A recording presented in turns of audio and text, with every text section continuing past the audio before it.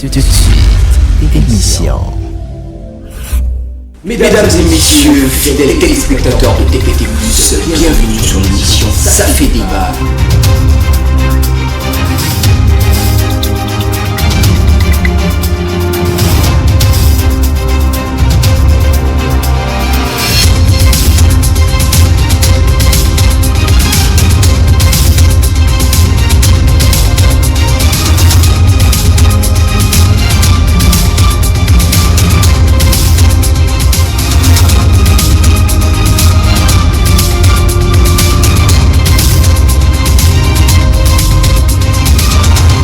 Ça fait débat, ça fait débat, ça fait débat, ça fait débat. Nouveau format, nouvelle configuration, en tout cas nouveau design, mesdames, messieurs, c'est ma façon de vous dire bonjour et bienvenue dans l'émission Ça fait débat, votre émission interactive de débat, le plateau autour duquel les idées et les opinions se confrontent, se mêlent et s'entremêlent en vue de faire jaillir l'essentiel de ce que vous êtes en droit de savoir. Et je vous l'ai dit, nouvelle configuration. Dorénavant, vous recevrez chez vous tous les mardis l'émission Ça fait débat à partir de 17h. Et pour la grande surprise, vous aurez un homme qui est un habitué des plateaux de télévision. Lui, c'est Trésor Paboumbaki, président donc du mouvement citoyen pour le changement. Il est sur ce plateau et tous les mardis, à partir d'aujourd'hui, il répondra à toutes vos questions, j'ai bien dit, par rapport au thème que nous choisissons. Aujourd'hui, notre thème du jour se présente comme tel. Démocratie, le principe de la séparation des pouvoirs et les mandatés du souverain primaire. Démocratie, le principe de la séparation des pouvoirs et les mandatés du souverain primaire. Souvent, dans certains régimes, les pouvoirs sont concentrés aux mains d'un seul homme ou de quelques hommes par rapport à leurs liens, soit dans leurs associations, dans leurs lobbies ou dans leurs groupements politiques. Et c'est ce dont nous allons discuter sur ce plateau. Mesdames, messieurs, comme vous le savez, dans l'émission Ça fait débat, cette émission vous donne la parole. Je vous l'ai dit, à partir d'aujourd'hui, donc de ce mardi 7 septembre, Trésor Paboumbaki répondra à toutes vos questions. Vous êtes libre d'appeler et de poser votre question. Il va répondre à ça et ce, en sa qualité d'acteur politique. Pour ce faire, nous allons faire connaissance avec notre invité. Bonjour Monsieur Trésor Paboumbaki. Bonjour. Alors, quand je dis à nos téléspectateurs que vous êtes acteur politique, président du mouvement citoyen pour le changement, en quoi ça consiste? Est-ce un parti politique, une association ou alors expliquez-nous, éclairez notre lanterne. Déjà, il faut dire que le mouvement citoyen pour le changement est un parti politique qui est aujourd'hui en train de voir le jour parce que nous sommes en pleine implantation du parti conformément à la réglementation en vigueur dans notre pays, précisant ainsi un certain nombre de dispositifs de pouvoir s'implanter dans les 12 départements. Donc, c'est ce que nous sommes en train de faire actuellement. Donc, c'est une formation politique qui est en train de naître. Alors, pourquoi mouvement, pourquoi citoyen et pourquoi changement? Alors, pourquoi mouvement? Parce qu'à la différence des partis politiques traditionnels, le mouvement est un ensemble des nouvelles idées et des nouvelles méthodes qui doivent normalement implémenter le modèle de gestion de la cité. Et donc, vu que notre cité présente vivement plusieurs défaillances dans la manière que sont gérées les choses, eh bien, il va falloir qu'on puisse faire émerger un nouveau mouvement qui sera tenu bien évidemment par les populations elles-mêmes. Pourquoi? Parce que les populations attendent le changement depuis fort longtemps, de la part bien évidemment de l'élite et de la classe politique, mais jusqu'à aujourd'hui, nous n'avons rien. Et donc, les populations prennent en main leur avenir pour pouvoir initier un changement et qui viendra de la base vers le sommet. Alors, chose promise, chose due, on vous avait promis un nouveau design, un nouveau format, et bien aujourd'hui c'est fait.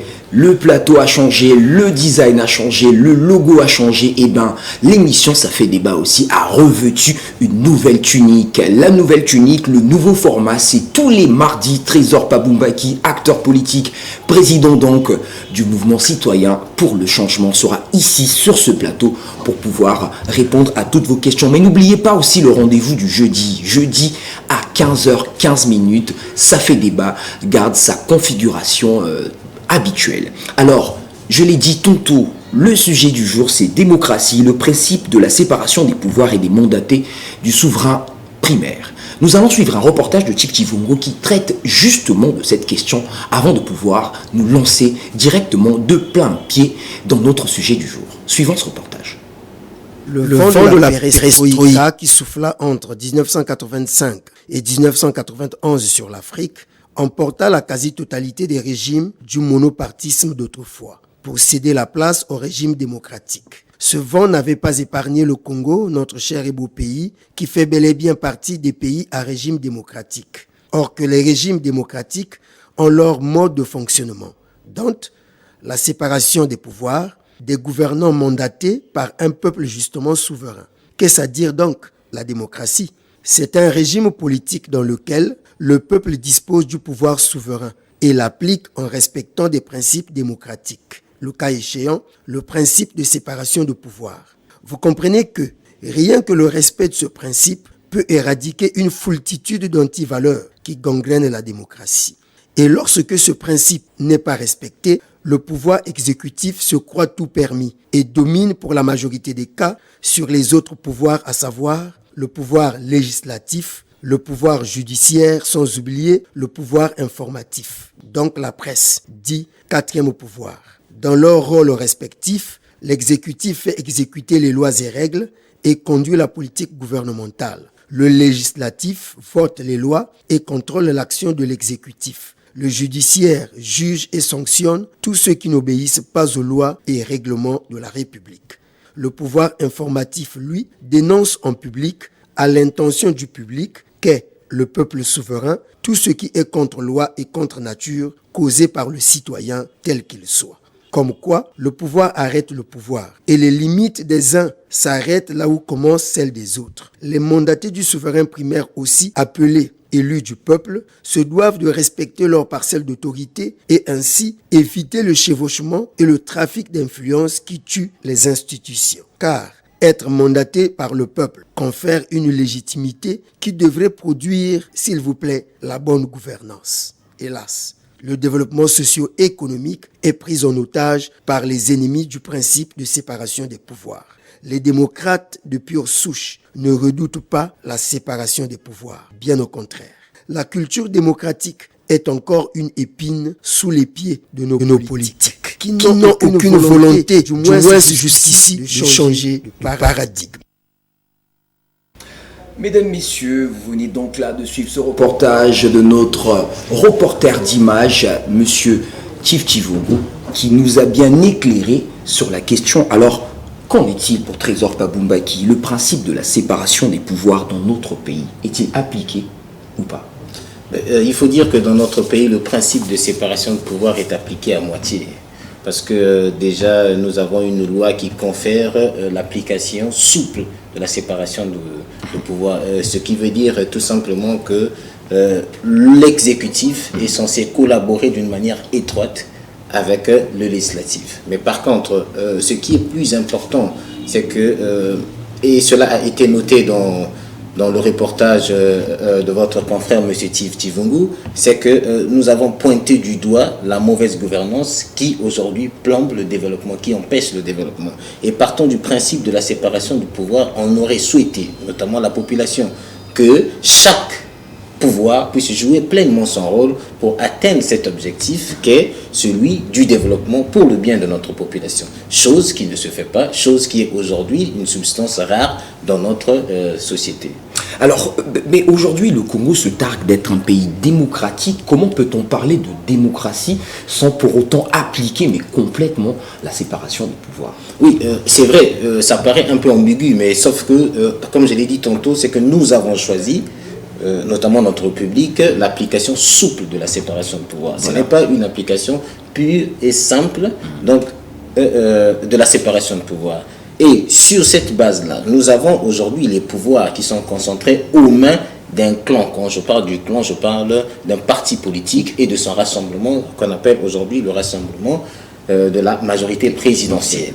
Mais par contre, ce qui devait être plus bien, c'est que si le travail était bien fait, parce que les pouvoirs tels qu'a été conçu par le principe même de la démocratie, c'est que ce sont les différents groupements de décision dans le pays, notamment l'exécutif qui décide sur comment est-ce que nous devons normalement conduire les affaires dans la République, et les législatives qui aujourd'hui légifèrent suivant les bases, les us et coutumes de notre pays et de notre peuple. Mais chose qui nous surprend, chose qui ne se passe pas conformément aux attentes de la population, c'est que malgré que nous avons une majorité, parce que il y a qu'à dire que c'est vrai que nous tardons à briller sur le chemin de la démocratie, ça c'est constaté de partout, mais par contre, ceux qui constituent aujourd'hui la majorité du pouvoir devraient briller par la qualité de la politique qu'ils devaient mettre en place pour permettre aux citoyens lambda de pouvoir se retrouver,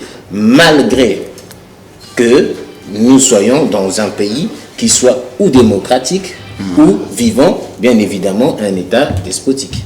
Alors aujourd'hui, au Congo, nous sentons que la démocratie est gangrénée par des contre-pouvoirs. Vous l'avez évoqué aujourd'hui, il y a des sortes de lobbies, il y a des associations, des partis politiques dans lesquels sont concentrés la quasi-totalité du pouvoir. Les gens se partagent, se taillent la part du lion entre eux. Est-ce qu'aujourd'hui c'est vraiment ça qui occasionne la mauvaise gestion de ce pays ou la mal-gouvernance? Non, il faut dire plutôt que c'est vrai que nous avons un pouvoir qui est aujourd'hui gangréné, ou bien qui est composé de plusieurs groupements, donc de plusieurs lobbies en son sein, mais par contre, ces différents lobbies ne constituent pas un contre-pouvoir. Parce que si c'était véritablement un contre-pouvoir, on aurait pu observer l'émergence de certaines propositions qui cadrent avec l'aspiration populaire, puisque aujourd'hui, on est tous d'accord que ce qui se fait ne reflète pas réellement les aspirations populaires, parce que nous pointons tous, à tous les niveaux, que ce soit au niveau du chef de l'État jusqu'aux citoyens lambda, la mauvaise gouvernance, la gabegie financière, la corruption et tout ce que vous voulez. Mais par contre, aucune branche politique, que ce soit l'exécutif lui-même ou bien la chambre, les deux chambres législatives, qui aujourd'hui nous prennent des lois capables de pouvoir nous sortir de cette marasme de problèmes. Et donc nous pensons très clairement que le principe de séparation de pouvoir n'est pas non seulement joué, mais par contre les contre-pouvoirs également sont inhibés. Et c'est pour ça que d'ailleurs la population elle-même, qui est normalement considérée comme souveraine, parce que détentrice de pouvoir souverain dans un pays, est censée jouer pleinement sur le souverain primaire.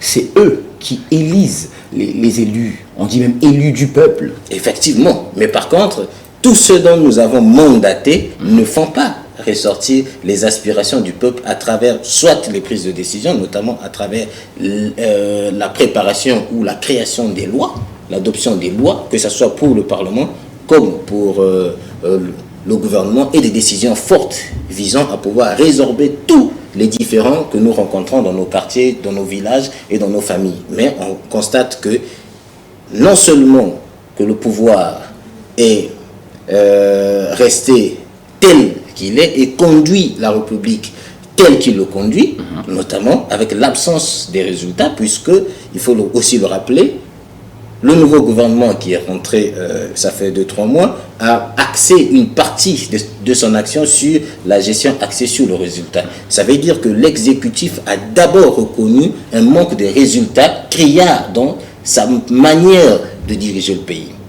Et si aujourd'hui aussi les législatives, dont notamment les députés et les sénateurs, ne jouent pas pleinement leur rôle, le citoyen est censé prendre sa tunique de citoyen pour pouvoir interpeller tous ceux dont il a eu à mandater, que ce soit l'exécutif à travers les interpellations, notamment de ceux qui occupent tel ou tel niveau de responsabilité dans notre pays, et éventuellement aussi nos députés, puisque chaque fois nous assistons à ce qu'on appelle des rencontres citoyennes qu'organisent les députés pour aller normalement rendre compte des sessions parlementaires, alors que, chose curieuse que nous constatons, c'est que ces mêmes députés qui sont censés nous représenter ne prennent pas nos aspirations et les ramenant au niveau du Parlement, en les transformant sur ce qu'on appelle des propositions de loi ou des projets de loi, afin de pouvoir aider la population qui attendent beaucoup plus que des dons, des bières qu'on vient de nous faire ici et là, parce que c'est pas ça qui changera notre pays et c'est pas ça qui nous permettra d'aller vers le développement. Justement, en parlant du pouvoir législatif, donc en parlant de l'Assemblée, des députés, on ne les voit sur le terrain que lors des élections législatives. Et même lors de ces élections, l'on remarque qu'ils miroitent certaines choses à la population, mais qui ne rentrent pas dans leurs prérogatives. Est-ce que là, on ne serait pas en train d'être dans une sorte d'amalgame qui met en erreur même cette population qui est censée donc on va dire quoi, les élire, leur mandater. La population devient dans une position où c'est comme si c'était le député qui devrait tout faire pour eux, alors que eux, ils devraient donner leurs aspirations, donc dire tout ce qu'ils ont, et le député prend leurs aspirations pour pouvoir les présenter lors de ces sessions parlementaires-là. Mais ce qu'on constate, ce n'est pas le cas. Bon, il y a deux choses. Nous sommes dans une société qu'on appelle francophone, puisque le monde est séparé normalement en deux grands pôles. Il y a les sociétés anglophones, où la base initie tout ce qui est un mouvement de changement pour pouvoir le ramener jusqu'au sommet de l'État. On dit souvent, par exemple, aux États-Unis qu'un socialiste, c'est difficile pour lui de le pouvoir. Mais par contre, les associations qui aspirent à ce que l'égalité puisse être observée à tous les niveaux travaillent le terrain et font peser leurs propositions au niveau des deux chambres et au niveau de l'exécutif. Donc chez nous, ici, dans les pays notamment francophones, nous avons ce qu'on appelle le culte de personnalité. Voilà. Nous pensons dans nos quartiers qu'un député maîtrise et peut faire tout ce qui est nécessaire pour nous sortir de notre problème. Certes, mais en partie. En partie, pourquoi? Parce que le législateur que nous donnons que nous mandatons courant une durée est censé prendre des lois pour permettre à ce que la situation précaire des populations d'aujourd'hui, notamment par exemple pour tous les quartiers qui aujourd'hui souffrent des problèmes très sérieux, dans toutes les villes, dans tous les départements, nous rencontrons des problèmes criards, des problèmes par exemple de chômage des jeunes, des problèmes par exemple de l'insécurité de nos familles, le problème par exemple de l'incapacité du gouvernement à pouvoir résoudre la question des retraités. Mais aujourd'hui, aucun député, aucun ministre, aucun homme politique n'est capable de nous montrer ce qu'on appelle une loi ou des propositions de loi capables de régler d'une manière efficace le problème du chômage des jeunes. Donc aujourd'hui, la jeunesse, les populations sont censées devenir maîtres de la situation. Pourquoi? Parce que dans une république, le peuple est souverain et le peuple doit jouer pleinement sa souveraineté afin de pouvoir dire à ceux dont nous avons eu à mandater, quelle que soit leur échelle de responsabilité, que votre rôle, monsieur par exemple le maire, nous avons constaté que sur le tronçon par exemple de Matende qui est là, jusqu'à Kwiku, donc Vanvan, eh bien, les travaux n'avancent pas. Cette route est par exemple bloquée depuis plusieurs mois, eh bien, on ne voit pas de changement. Qu'est-ce qui se passe? Aujourd'hui, la population doit être très regardante sur les questions qui touchent notre cité. Pourquoi? Parce que si nous laissons en se disant que voilà que monsieur le maire va faire, ou bien madame la maire va faire, ou bien je ne sais pas qui va faire, ou le député nous avait promis qui devait faire ça, voilà. Eh bien, nous allons rester dans cette posture et les choses ne vont jamais avancer. C'est pour ça que les populations doivent damer vraiment la main sur la table pour dire non, la situation a assez duré et vouloir responsabiliser n'importe quel mandant que nous avons eu à mandater pour résoudre ces questions ou bien pour les gérer. Voilà. Le pouvoir du peuple par le peuple et pour le peuple. Effectivement, et donc le peuple doit pouvoir l'exercer. Alors, vous en tant qu'acteur politique, il arrive que dans notre pays, que entre les différents pouvoirs, le pouvoir législatif, le pouvoir exécutif, le pouvoir judiciaire, les différents acteurs entre les mains desquels sont concentrés ces différents pouvoirs parviennent parfois à se rentrer dedans, en raison des différentes ramifications, soit politiques ou associatives, et ça débouche parfois à des sortes de trafic d'influence, à une sorte de gabegie financière, parce que, c'est vrai, vous l'avez déjà évoqué, mais là, comment faire pour véritablement mettre en œuvre cette séparation des pouvoirs aujourd'hui, concrètement, M. Trésor Pabumbaki? La mise en place de la véritable séparation de pouvoir dans notre pays doit venir de l'aspiration populaire. Puisque mais c'est assez délicat quand même. Oui, c'est assez délicat, mais le peuple reste souverain et donc cela reste à sa portée. Il faut d'abord éclaircir le principe de séparation de pouvoir. Voilà.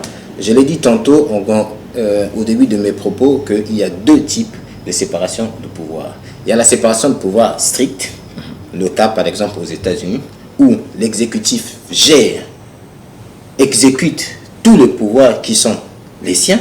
Pareil aussi avec le législateur. Mais par contre, il faut noter aussi que on va quand même éclairer certains téléspectateurs. Ici, quand on parle du pouvoir exécutif, on veut faire allusion au gouvernement. Oui, on veut faire allusion au président de la République et à son gouvernement. Voilà. Puisque chez nous, l'exécutif est bicéphale. Donc, nous avons un président qui est à la tête, suivi d'un premier ministre qui est chef du gouvernement. Voilà. Mais dans des pays, dans certains pays, notamment, nous l'avons connu ici, suivant les années 2002 à 2016, non 2015, nous avions une constitution qui consacrait ce qu'on appelle le système présidentiel. Et dans le système présidentiel, c'est là qu'on observe véritablement, suivant le principe, la séparation de pouvoir stricte.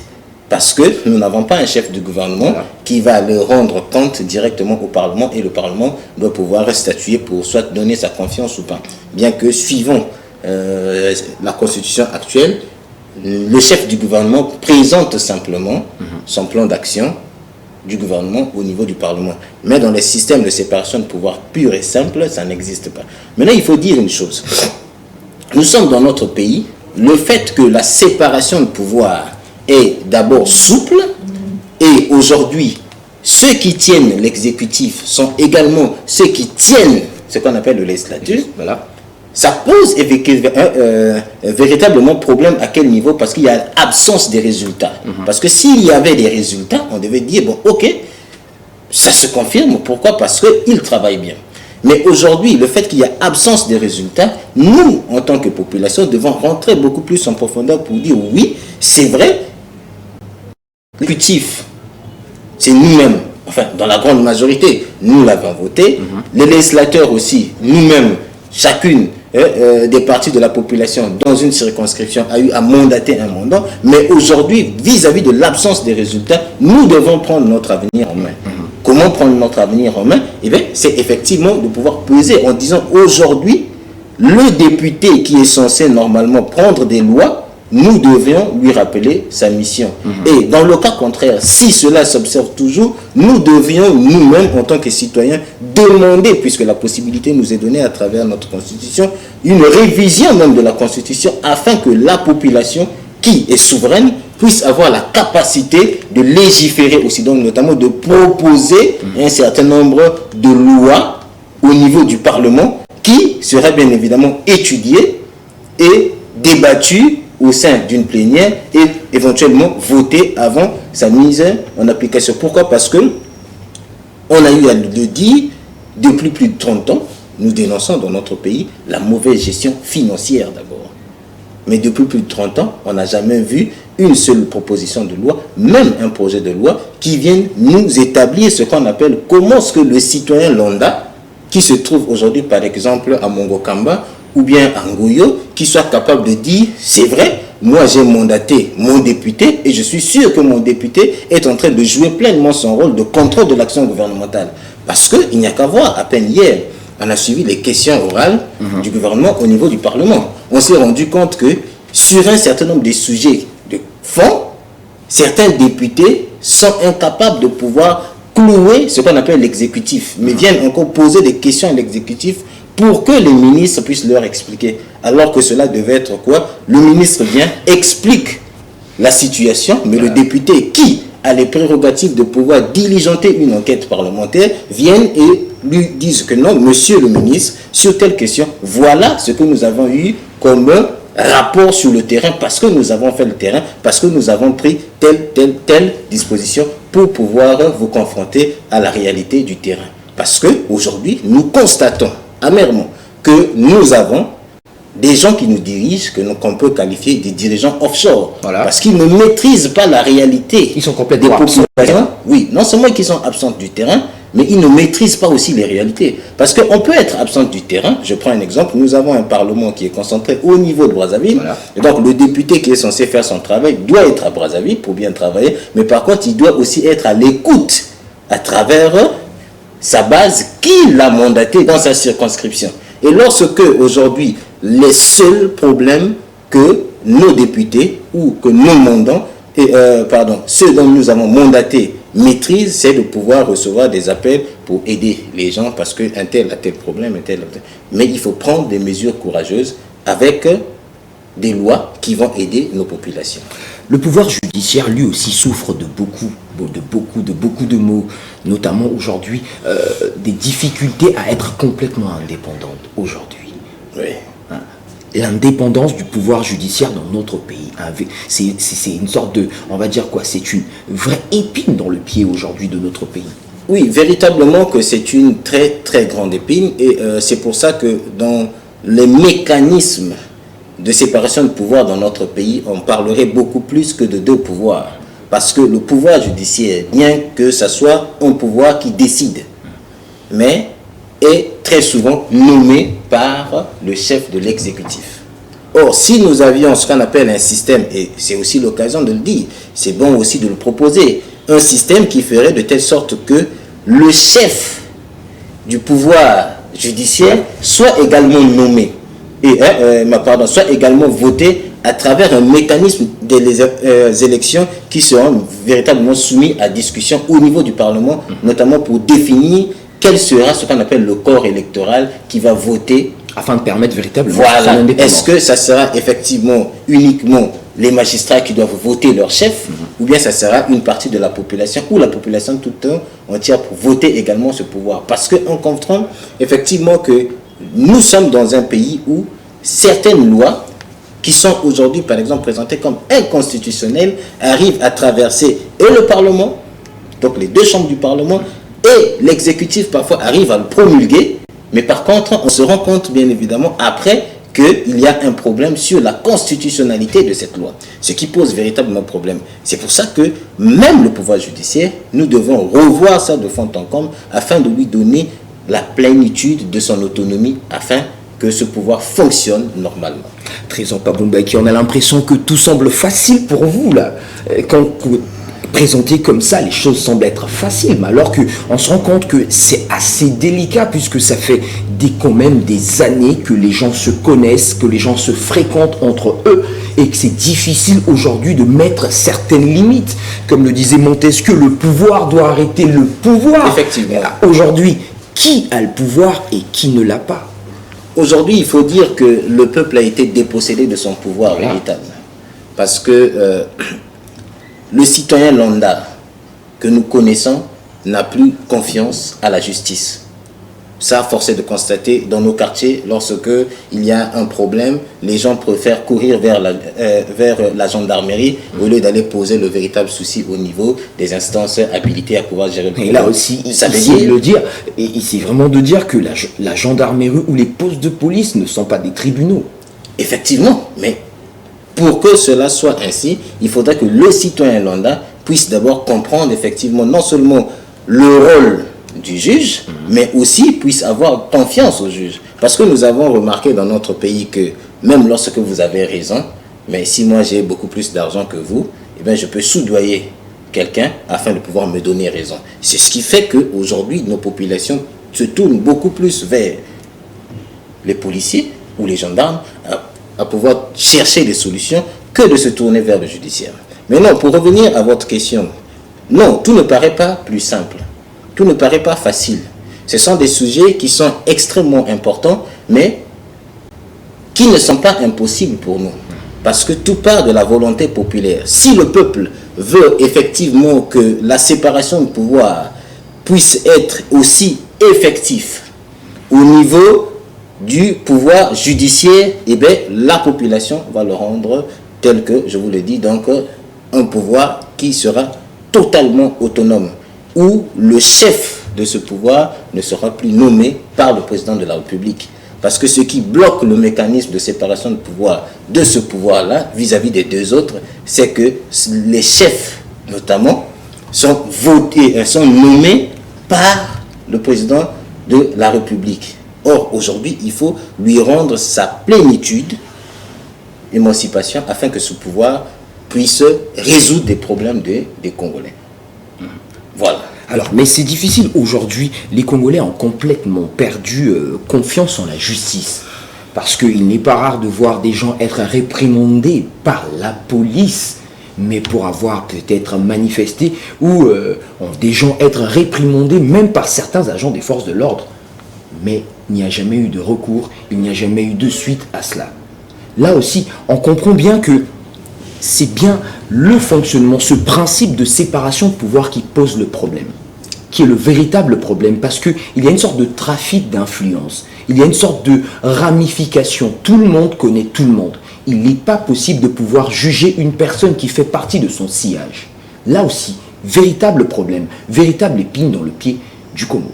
C'est pour ça que dans des pays très sérieux, ils ont choisi un autre système judiciaire. Chez nous, nous avons choisi un système qu'on appelle le système judiciaire accusatoire, où normalement tout le dossier est composé ou est monté par le juge d'instruction. Ce qui pose éventuellement des véritables soucis parce que vous avez des gens qui aujourd'hui, notamment, qui sont incarcérés ou des problèmes qui sont aujourd'hui devant la justice pendant plus de 10 ans, mais qui n'ont jamais été traités parce que nous avons des problèmes de financement pour financer ce modèle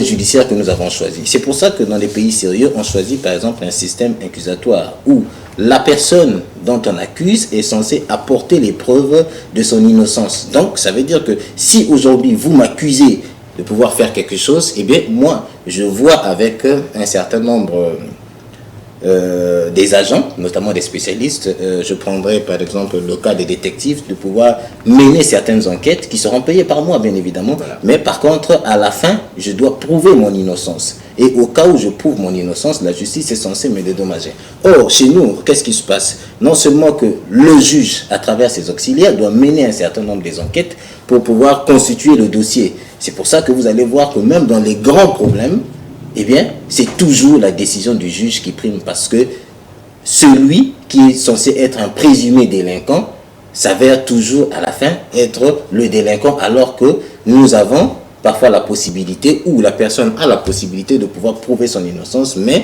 le système est tellement caduque et n'aspire plus confiance.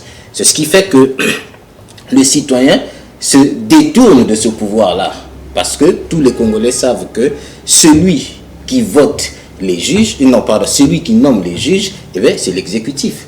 Et donc, si l'exécutif n'arrive pas à résoudre leurs problèmes, eh bien, force est de constater ou bien d'admettre que le Congolais, le citoyen, ne peut pas avoir confiance aux juges. Au juge. Voilà. Alors, si le Congolais ne peut pas avoir confiance au juge, ça veut dire que nous sommes dans une sorte de démocratie apparente, mais dans le fond, il n'y a véritablement pas de démocratie. C'est ce que vous voulez nous dire ? Ce que je veux dire par là, c'est que, et là je vais citer Alexis de Tocqueville qui disait que dans toutes les démocraties du monde, le peuple mérite ses dirigeants.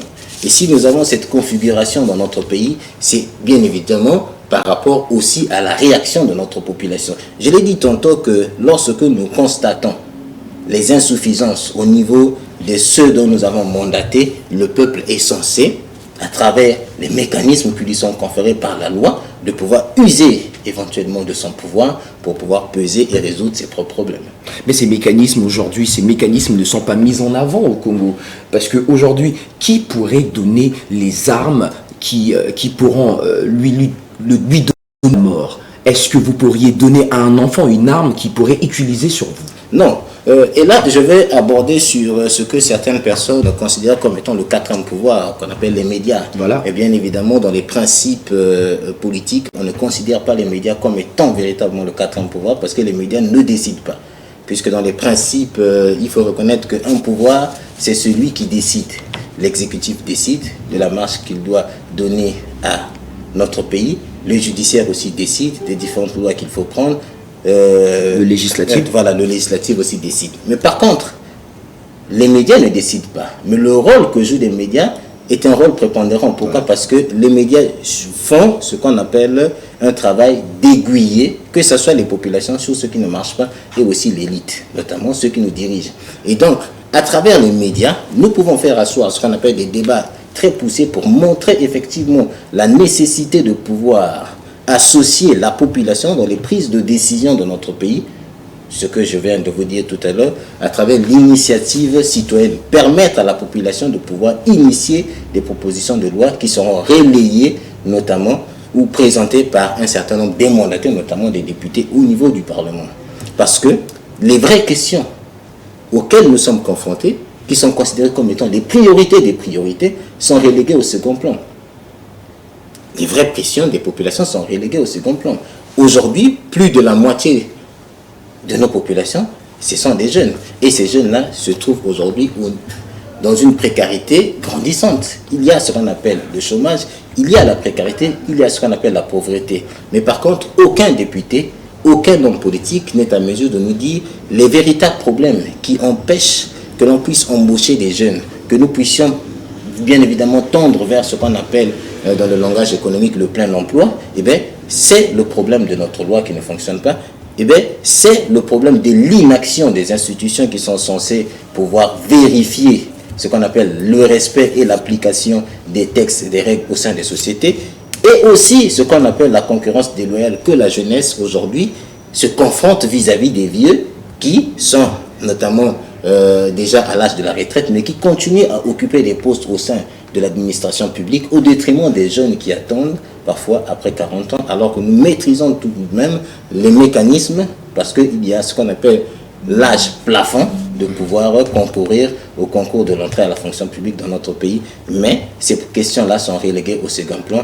On vient nous présenter des histoires du genre, voilà, il faut aller faire des dents dans tel quartier parce que les populations ont besoin de ça. Mais les populations aujourd'hui n'ont pas besoin de recevoir ce qu'on appelle des citernes d'eau pour pouvoir remplir leur bidon de 25 litres. Les populations veulent un système d'adduction d'eau dans toute la ville, notamment là, je pense aux citoyens qui sont aujourd'hui à Mongopoku, qui, depuis plus de 10 ans que ce quartier existe, eh bien, n'ont jamais un système d'adduction d'eau placé dans leur quartier qui va leur permettre de... Et ce n'est pas le seul quartier ici, dans la capitale économique. Effectivement, donc ça c'est juste un exemple que je donne. Voilà. Mais aujourd'hui, dans tous les pays, ce qui est normalement d'abord fondamental, c'est de pouvoir résoudre les besoins primaires de la population. Et si la population n'a pas d'eau, eh bien, les autres besoins, je crains que nous soyons incapables de pouvoir les satisfaire. Mesdames, Messieurs, Trésor Paboumbaki sur ce plateau, je vous l'ai dit tantôt, il va à partir de ce mardi venir de temps en temps sur ce plateau à partir de 17h répondre à toutes vos questions. Vous êtes libre d'envoyer vos messages ou d'appeler aux numéros qui sont affichés au bas de vos écrans. Je rappelle que Trésor Paboumbaki est acteur politique, il est président donc du mouvement citoyen pour le changement. Alors aujourd'hui, vous en tant qu'acteur politique, quelle est votre vision de notre pays dans 5 ans par rapport au principe, par rapport à notre thème du jour, au principe de la séparation des pouvoirs? Est-ce que dans les 5 prochaines années, avec aujourd'hui Anatole Koliné-Makosso, qui est aujourd'hui le Premier ministre et chef du gouvernement, pensez-vous que les choses pourront changer? Bon, déjà il faut dire que notre vision restera constante du premier jour jusqu'au dernier jour de nos vies. C'est-à-dire donner à la population la possibilité d'avoir une vie meilleure. Maintenant, s'il faut circonscrire cette vision ou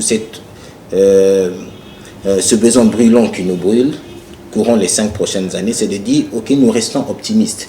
Mais par contre, au regard des acteurs politiques qui composent notamment le gouvernement, parce que vous avez cité le Premier ministre Anatole Koliné-Makosso, qui n'est pas un étranger sur la sphère politique congolaise, bien que étant déjà dans l'ancien gouvernement et dans les autres qui ont précédé. Et donc, nous reconnaissons éventuellement, malgré notre optimisme, qu'il y a beaucoup de failles qui sont là et que nous devons pointer du doigt, mais et que nous doutons effectivement aussi, parce que ça il faut dire, de la capacité de ce gouvernement à pouvoir résoudre les problèmes des Congolais.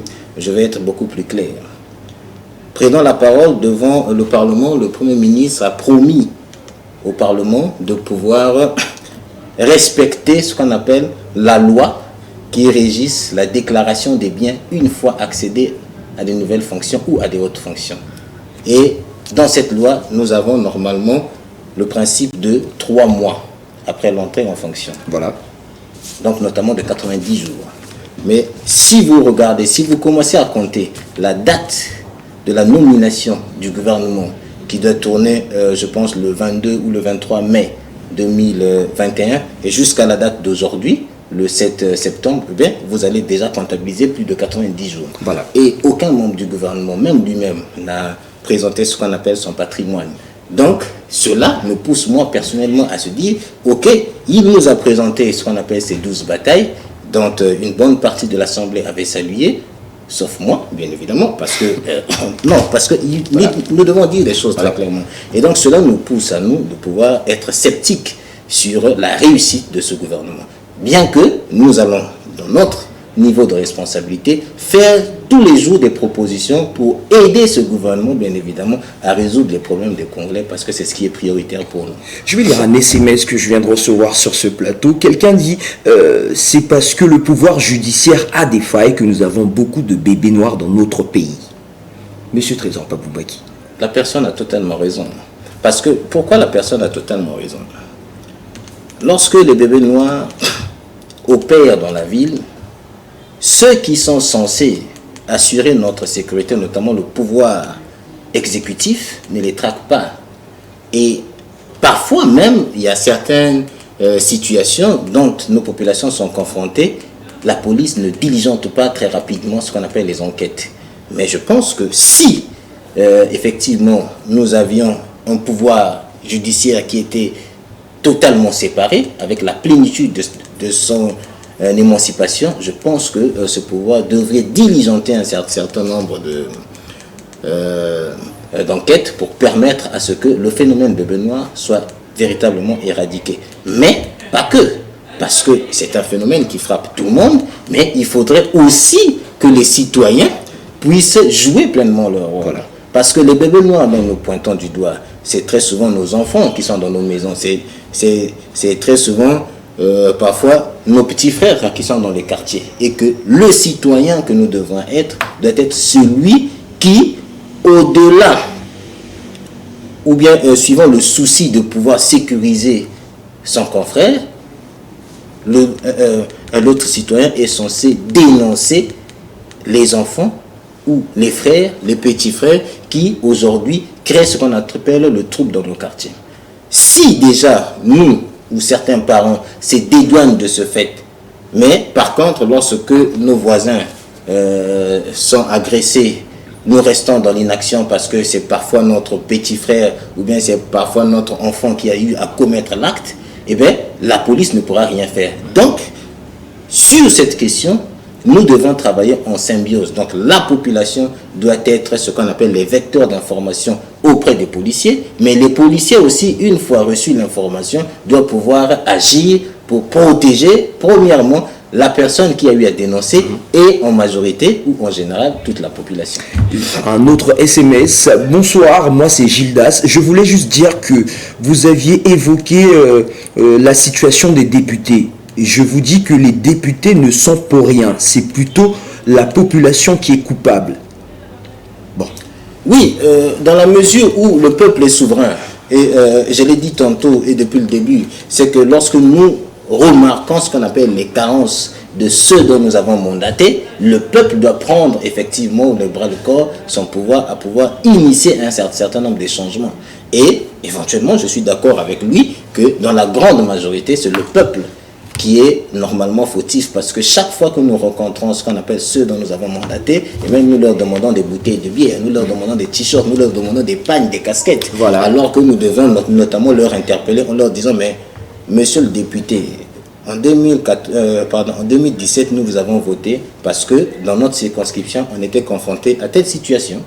Il y avait les jeunes qui traînent dans le quartier, donc la situation du chômage était grandissante, la situation de l'insécurité était toujours criarde, la situation de nos parents commençait déjà à tâtonner parce que le Congo emboîtait bien évidemment le chemin de la crise. Et bien, 4 ans après, nous observons qu'il y a de l'inaction de votre part. Qu'est-ce qu'il faut faire? Ben, les populations n'interpellent pas ceux dont nous avons mandaté. J'ai pris tantôt l'exemple en parlant de la... C'est peut-être parce que les populations ne connaissent pas la procédure. Est-ce qu'aujourd'hui, au vu de la situation éducationnelle de la population congolaise, aujourd'hui, ceux qui ont entre 15 et 25 ans, aujourd'hui, sont sous-informés malgré donc l'avènement d'Internet, malgré tout le reste. Il faut voir tout cela. Même ce sujet, je crains que nombreux des jeunes sont peut-être, je ne vais pas dire dans l'incapacité, mais auront du mal à comprendre ce sujet dans la mesure où beaucoup s'éloignent de la politique, de la façon dont ça fonctionne. Est-ce qu'aujourd'hui, on donne l'occasion aux citoyens lambda de comprendre les rouages ou le fonctionnement de notre pays? D'où le rôle des médias. Les médias, parce que d'ailleurs, nous tenons cette émission pour cela. Effectivement, mais non seulement que une émission ne suffit pas, Voilà. 2 non plus ne suffisent pas, 3, 4, 5 ne suffisent pas. Et donc il faut véritablement inonder nos maisons à travers des émissions, à travers des informations beaucoup plus pertinentes. Et d'ailleurs, je salue un journaliste anonyme, je ne citerai pas son nom, mais qui brille dans ses reportages, dans ses éditos, et qui travaille bien évidemment dans TPT, que je salue, vous connaissez son nom. Voilà. Mais je pense que ce genre de reportage, c'est ce dont nous voulons. Et la population doit effectivement être au courant de ce qui se passe. Et ça, c'est l'occasion que normalement les médias et nous autres qui les fréquentons, nous devons pouvoir permettre à ce que notre population soit informée en temps réel, non pas simplement de ses droits, mais aussi de ses devoirs. Vous savez qu'ils sont nombreux, ces acteurs politiques dans la capitale économique, qui ont peur de s'attirer les foudres des autres politiques, qui ont peur aujourd'hui de délier leur langue et de parler de certains sujets. Donc il est difficile aujourd'hui aux journalistes d'avoir accès à eux. Vous êtes peut-être l'une des rares personnalités publiques et acteurs politiques qui a accepté de débattre sur ce genre de sujet. Oui, je vais répondre en m'appuyant sur la tradition. Dans notre tradition, on dit que celui qui mange ne parle pas. Ça veut dire que si aujourd'hui on est silencieux face aux situations criardes auxquelles sont confrontées nos populations, ça veut dire qu'on se trouve de l'autre côté. Le côté dont le peuple appelle souvent le mauvais côté de la barre. Et donc ces genres de politiques, je ne pense pas qu'ils aient véritablement leur importance dans notre société. Parce que ce que nous voulons, au-delà de nos divergences politiques, et vous poserez la question même au président de la République, il vous dira que son souci, c'est de pouvoir faire développer le Congo. Et faire développer le Congo, ce n'est pas de rester dans l'inaction. Ce n'est pas aussi de rester dans ce qu'on appelle dans l'immobilisme. Il faut pouvoir dire les choses qui ne marchent pas et faire des propositions concrètes. Et nous pensons que les politiques qui n'ont pas peut-être le courage de prendre la parole et de pouvoir pointer du doigt certaines choses qui ne marchent pas, soit ils ne le font pas parce qu'ils n'ont pas la maîtrise des sujets, ou soit ils ne le font pas parce qu'ils se trouvent du mauvais côté de la barre. Et la population doit être aujourd'hui déjà édifiée sur ces questions afin, le moment opportun, de pouvoir sanctionner ce type de politique. En 61 ans d'indépendance, le Congo a encore du mal, du point de vue démocratique, à se faire une place, on va dire ça. En 61 ans, c'est l'âge quand même de la maturité. Nous débattons aujourd'hui de la séparation des pouvoirs et des mandatés du souverain primaire. C'est un principe de démocratie, mais aujourd'hui, on a du mal à voir le Congo sortir la tête de l'eau, parce qu'on peut beau aujourd'hui en discuter, débattre, mais ceux sur lesquels sont concentrés ces pouvoirs se connaissent depuis de nombreuses années, et il est difficile de faire bouger les lignes, comme vous l'avez dit, en une seule émission ou même en deux. Est-ce qu'ici il ne s'agira pas qu'entre acteurs politiques de mettre peut-être ses appartenances politiques ou religieuses ou de n'importe quelle obédience, je ne sais pas, mais et de travailler ensemble afin d'édifier ce peuple pour que le pouvoir revienne, mais vraiment au peuple? Vous avez parfaitement raison, et cela est constaté notamment par la qualité des partis politiques que nous animons dans nos pays. Depuis 30 ans, nous avons connu 4 républiques.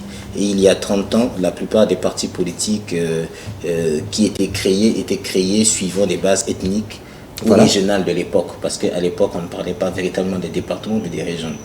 Et donc, ce qui fait que l'homme politique aujourd'hui n'a pas encore transcendé le niveau de pouvoir pointer ce qu'on appelle les problèmes d'antivaleur du second rang et placer le citoyen et la République au centre de sa réflexion. Parce que rares sont les hommes politiques dans notre pays qui parlent Congo quand je parle du Congo, je parle de la République du Congo. Voilà. Très souvent, nous parlons de notre quartier, nous parlons de notre département. Je vous apprends que très souvent, lorsque je sillonne dans les médias, on me pose souvent la question: dans quelle circonscription vous voulez être député? Je leur dis non, je ne fais pas ce travail pour être député. Je fais ce travail parce que nous avons un objectif commun qui est de pouvoir faire avancer notre pays. Et donc moi, ma circonscription se trouve du nord au sud et à l'est à l'ouest. Parce que c'est éventuellement une vision qui prend le Congolais en main pour pouvoir le sortir de ce marasme.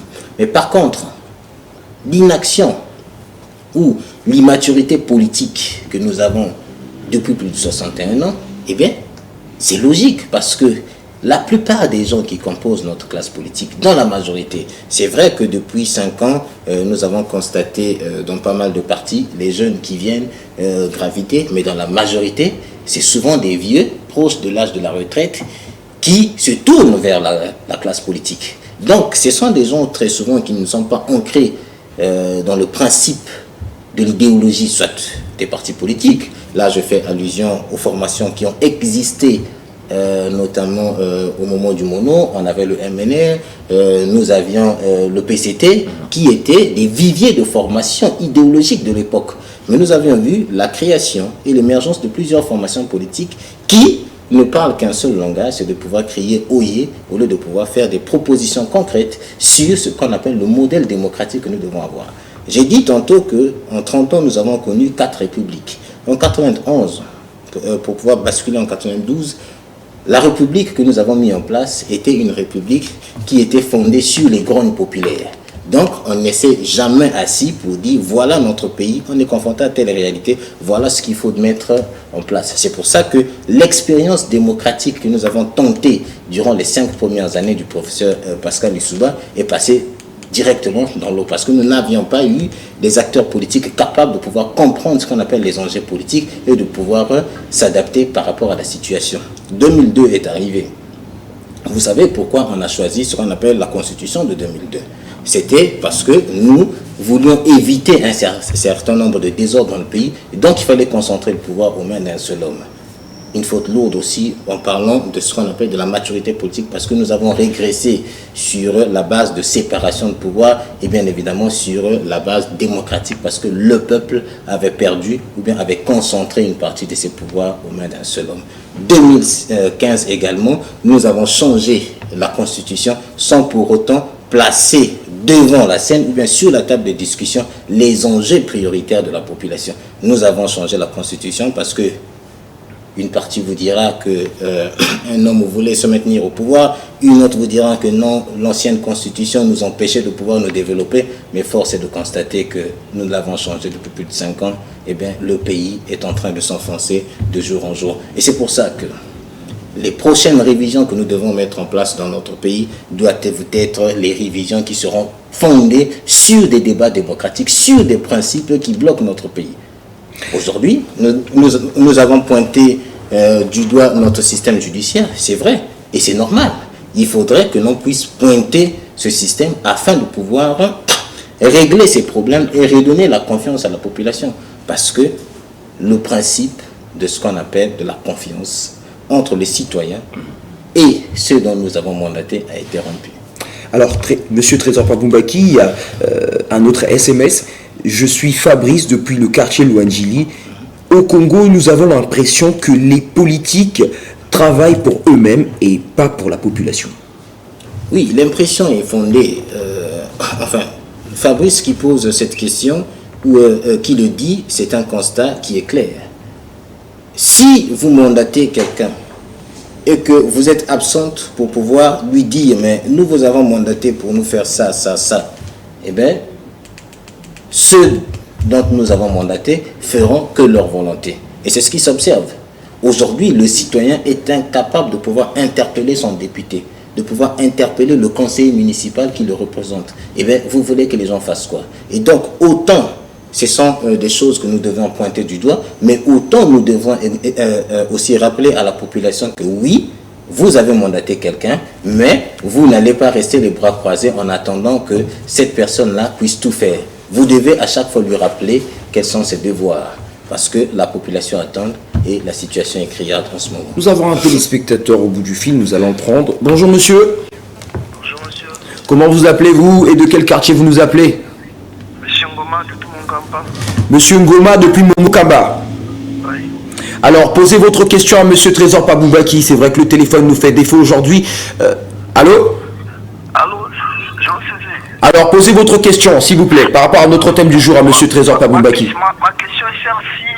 Est-ce que les députés sont élus par le peuple, ou bien ce sont les députés que le gouvernement ou bien le chef d'État impose? Puisque la réalité, nous vivons tous sur le terrain, les mêmes députés qui sont, je ne sais pas, depuis 2016, et nous revenons aujourd'hui, s'il y a des élections, ce sont les mêmes députés qui seront élus. Est-ce que c'est le choix de la population pour que la population puisse avoir le monopole ou bien interpeller leurs députés et poser leurs problèmes? Puisque j'en ai... Je pense qu'il s'en est allé. Monsieur Trésor Paboubaki a dû comprendre. Est-ce que les députés sont véritablement mandatés ou élus par les populations congolaises pour qu'ils aient la capacité ou le pouvoir de pouvoir les ramener à l'ordre? Bon, il faut dire que le débat sur... Parce que là, on comprend bien oui ou non de quoi il veut parler. Oui, on comprend bien. Au fait, je pense que M. Ngoma veut parler de la légitimité des gens. Voilà, la légitimité de certains voilà. députés. Voilà. Oui, je pense que c'est un sujet important et il arrivera un jour où nous le mettons sur le plateau et on en débattra, mais véritablement de fond en comble. Mais aujourd'hui, je pense, nous avons parlé des mandatés, des gens aujourd'hui qui nous représentent. Voilà. Quelle que soit Les la députés forme, font partie de ces oui, mandatés. quelle que soit la forme Voilà. de leur élection, qu'ils soient élus véritablement ou qu'ils soient nommés aujourd'hui, à l'heure où je prends la parole, ce sont eux qui sont nos députés et ce sont eux qui nous représentent. Et nous n'allons pas attendre 5 ans après pour dire, voilà, tel monsieur n'avait pas été élu, il a été nommé. Donc nous allons maintenant d'abord changer. Aujourd'hui, les populations de Mongopopo attendent ce qu'on appelle des solutions à leurs problèmes. Ceux qui sont aussi à Mawata, à Mongokamba, un peu partout, attendent aussi les solutions. Et si c'est ce député, quels que soient les mécanismes qu'il a eu à pouvoir faire pour arriver à ce niveau-là, mais ce sont eux qui sont ce qu'on appelle nos représentants. Et nous devons être exigeants auprès d'eux. Parce que aujourd'hui, ils jouissent de toutes les prérogatives que doit normalement jouir un ministre et même le président de la République, parce qu'on ne doit pas aussi l'écarter. Voilà. Voilà. Donc aujourd'hui, nous devons être ceux qui interpellent nous mandons, ceux dont nous avons mandaté voilà. pour pouvoir régler nos problèmes, quelle que soit leur échelle de responsabilité, en commençant par ce qu'on appelle le chef du quartier, Voilà. bien qu'il n'est pas élu, il est nommé, mais jusqu'au président de la République. Aujourd'hui, nous sommes à mesure de dire, voilà, nous sommes confrontés à tel problème depuis plus de 6 mois, depuis plus de 10 ans, et bien, quelles sont les solutions véritables que vous nous proposez? Et ça, c'est le rôle de la population. Mais toujours en restant courtois et suivant le respect des mécanismes et des règles que confère notre Constitution. Alors, faites comme tous nos téléspectateurs, tous ceux qui sont en train de nous envoyer des SMS. Il y a quand même des gens qui posent des questions assez bizarres quand même, que je n'oserais pas lire sur ce plateau, parce que je pense que ça va nous emmener dans des terrains assez glissants. Mais sachez-le que M. Trésor Paboubaki est acteur politique, il est le président donc du mouvement citoyen pour le changement. Il sera à partir d'aujourd'hui tous les mardis sur ce plateau et il débattra avec nous sur différents thèmes et vous avez l'opportunité de lui poser toutes les questions et il vous répondra en tant qu'acteur politique. Il vous présentera sa vision des choses. Alors, M. Trésor Paboubaki, aujourd'hui, ne serait-il pas judicieux avant toute chose, de commencer à reprogrammer le logiciel mental du Congolais. Parce que le Congolais a complètement perdu confiance en tout. Le Congolais est devenu, mais on va dire, entre griffes, un mont-foutiste. Pourvu qu'il se réveille le matin, qu'il trouve un gagne-pain, le reste ne l'intéresse plus. Et il arrive, parce que je viens de lire un SMS qui me dit, mais oui, est-ce que lui, quand il parle, il a des visées politiques, lui aussi? Est-ce que ce qu'il nous dit vient de son cœur ou lui aussi, il vise juste atteindre les rouages du pouvoir pour pouvoir nous oublier comme le font les autres. Ce qui est intéressant, c'est que j'aurais aimé que cette question soit même la première, parce que je pense que c'est la question qui fonde effectivement l'action qu'on est en train de faire aujourd'hui sur ce plateau. Les citoyens ont tellement laissé du terrain à la classe politique, et voilà pourquoi la classe politique ne s'intéresse pas véritablement aux questions brûlantes de notre... Mais quand vous dites ça, vous donnez quand même l'impression que c'est facile pour un citoyen d'aller pointer du doigt un ministre. Non, je viens. Chaque fois que les populations rencontrent ceux qui nous dirigent, on ne leur dit jamais la vérité. Sans pour autant invectiver. Je vais prendre un exemple très concret. Dans la ville de Pointe-Noire, nous avons tous suivi le meeting du président Sassou en 2016, lors des élections ici à Pointe-Noire, où la population a crié le nom d'un des représentants de la ville. Les élections qui venaient, nous avons remarqué qu'on a changé de fonction de la personne. Vrai ou faux? Vrai. Sans pour autant invectiver. Donc nous avons tous ce qu'on appelle les mécanismes et les moyens, toujours dans le respect de l'ordre constitutionnel, de pouvoir interpeller ceux dont nous avons mandaté. Maintenant, qu'est-ce qui fait que les politiques ne puissent pas véritablement répondre aux aspirations des populations? Parce que les populations elles-mêmes sont démissionnaires. Parce qu'aujourd'hui, un citoyen congolais, chaque fois qu'il voit ce qu'on appelle une réunion politique, il pense d'abord que bon, moi je vais m'y rendre parce qu'à la fin j'aurai ma bière. Mais il ne vient pas pour dire, bon, ok, vous êtes un homme politique, vous parlez de la question des bébés noirs, voilà ma contribution.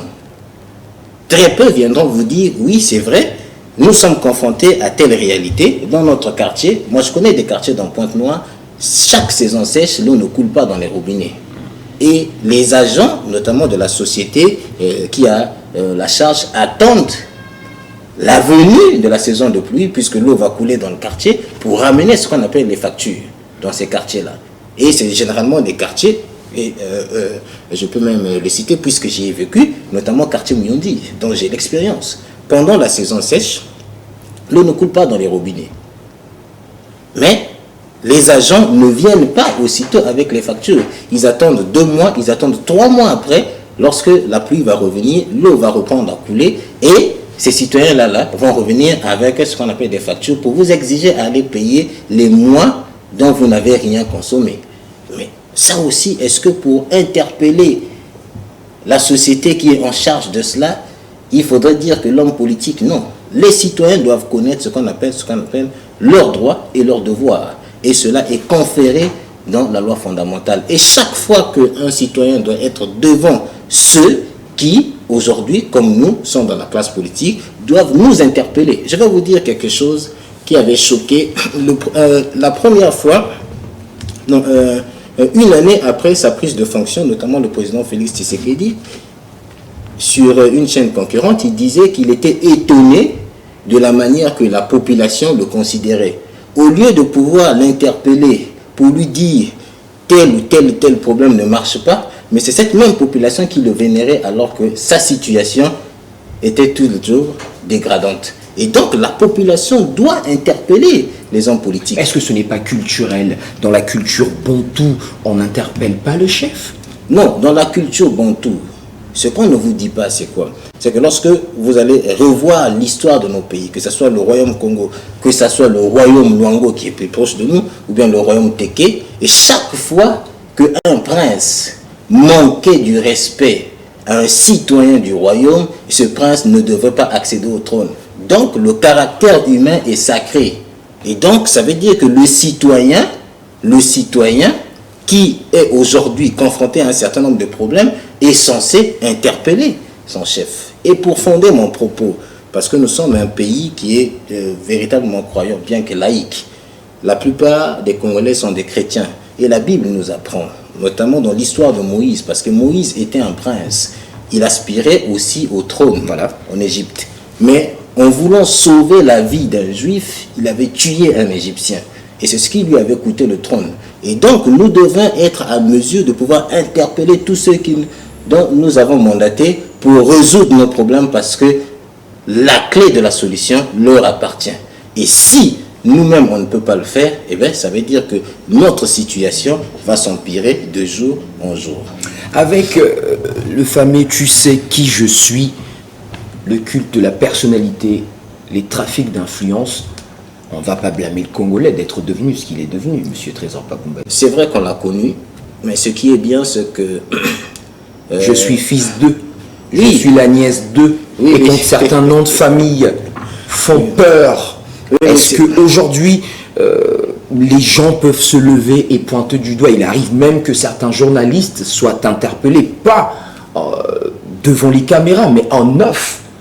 Mais, a fortiori, les citoyens lambda. C'est vrai ce que vous dites. Nous sommes dans un pays où parfois vous allez remarquer sur les réseaux sociaux des cartes de visite de certaines personnes où on mandate que le cousin du président, le petit-fils du président, ainsi de suite. Bon. Mais ce qui est bien et marrant aussi, c'est que ce même président dit souvent dans ses discours devant le Congrès réuni, devant le Parlement réuni en Congrès, à chaque fois il martèle qu'il n'a jamais empêcher qui que ce soit de diligenter une enquête parlementaire. Et donc aujourd'hui, tous les Congolais ont la possibilité de pouvoir interpeller qui ils veulent, et même le président de la République. Et donc je pense que c'est vrai, c'est une réalité que nous vivons, parce que chaque fois que nous allons dans des bureaux, dans l'administration, on entend souvent la phrase « qui je suis, est-ce que vous me connaissez, est-ce que vous savez qui je suis, est-ce que c'est vrai ?» Mais si nous nous arrêtons parce que X nous a dit « est-ce que vous me connaissez, est-ce que vous savez qui je suis ?» Eh bien je pense que le citoyen non seulement ne jouera pas son rôle, mais sa situation ne va s'empirer que de jour en jour. Nous avons un téléspectateur au bout du fil, on va le prendre. J'espère que le téléphone ne va pas nous faire défaut cette fois-ci. Oui, allô? Alors, bonsoir. Bonjour monsieur, bonsoir. Bonsoir. Allô? Vous me recevez? Oui, on vous reçoit 5 sur 5. Veuillez poser votre question à monsieur Trésor Pabumbaki, s'il vous plaît, par rapport à notre thème du jour. Je rappelle que c'est démocratie, le principe de la séparation des pouvoirs et les mandatés du souverain primaire. Oui, j'ai une question à lui poser. Je lui dis que le citoyen lambda peut interpeller le pouvoir exécutif. Mais c'est celui-ci arrêté en deux matins. On en a fait, mais les gens, à chaque fois, ils sont interpellés sur une chicote. On a la facture qu'on vient d'exécuter, mais chaque fois qu'on ne paye pas, on vient couper le courant, on vient couper l'eau, immédiatement. Ça, il ne faut pas ignorer ça. On est tous Congolais, on connaît. 2 mois sans facture courant, 2 mois sans eau, mais on vient récupérer la facture. Ensuite, on vient couper ça, on paye à 200 fois. Quand vous allez chercher à réactivité, c'est la chicote qui va sur ce jour. Voilà. C'est ça. Même, on parle, mais Voilà. quand on parle, le président parle, mais il parle. Mais sur le terrain, c'est pas ça.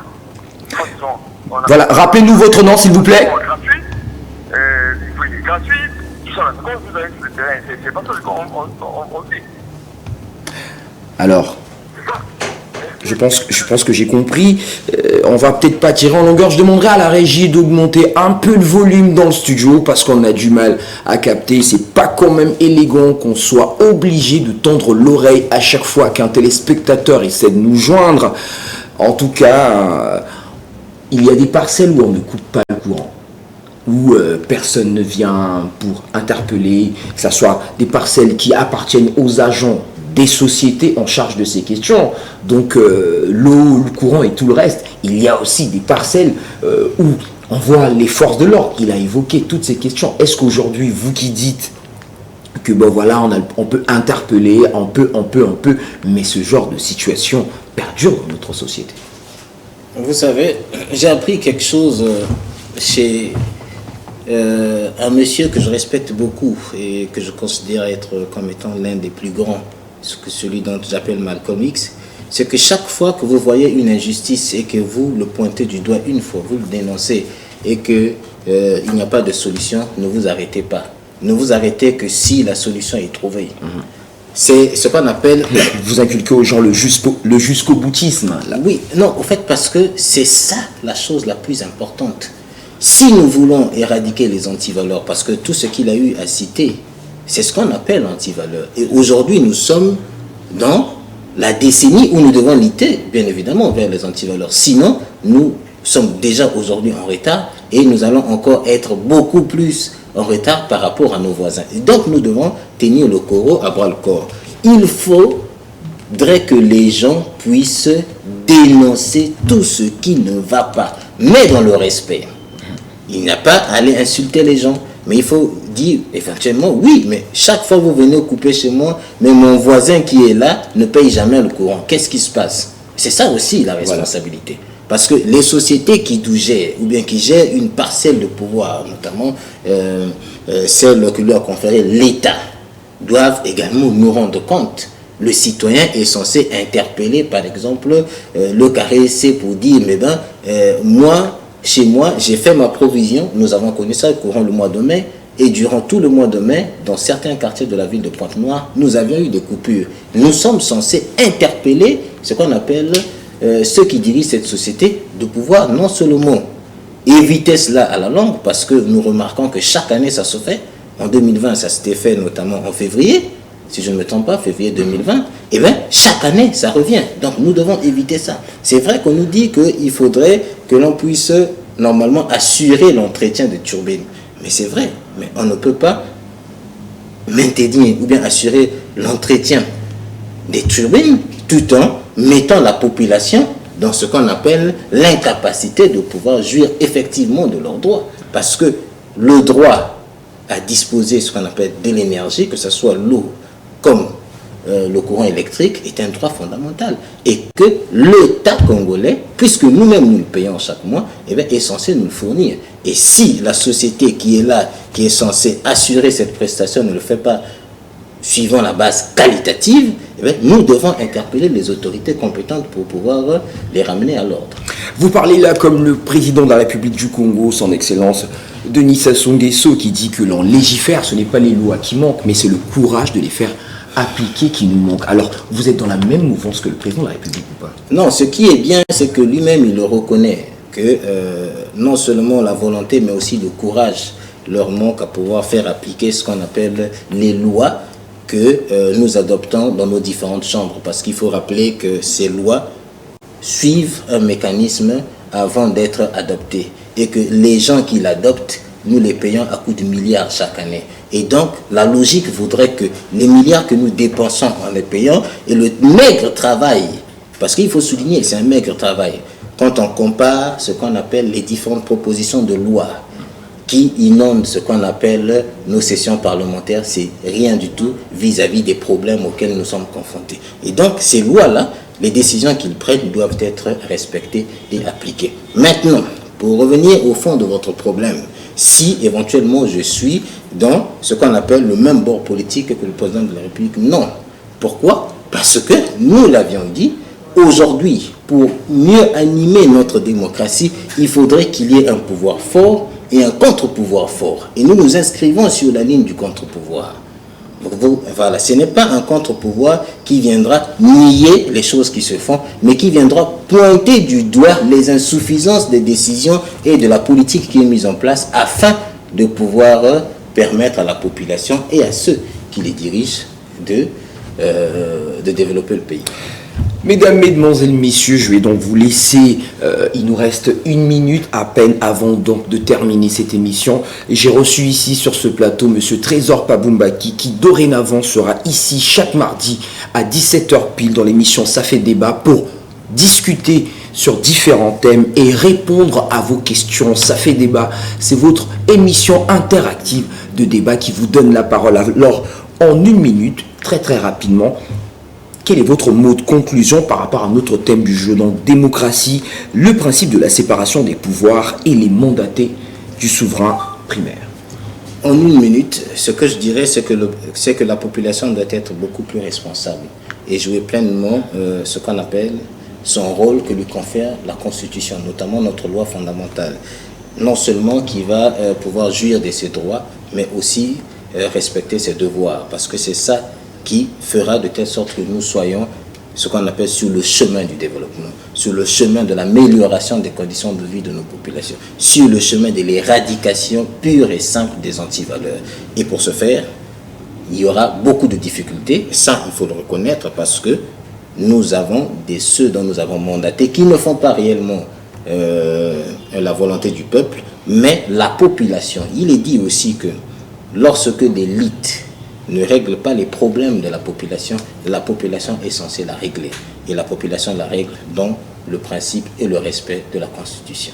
Ce sont là les propos de Trésor Paboumbaki, président donc du mouvement citoyen pour le changement qui dorénavant, je ne cesse de le répéter depuis un moment, sera sur l'émission Ça fait débat tous les mardis à partir de 17h, mais les jeudis, l'heure reste la même, 15h15 pour le débat. Le débat sera ouvert, on discutera de tout et de rien. Le rendez-vous est donc pris avec Trésor Paboumbaki pour mardi prochain pour un autre thème tout aussi intéressant que crucial dans notre pays. Alors on va se dire au revoir et à bientôt.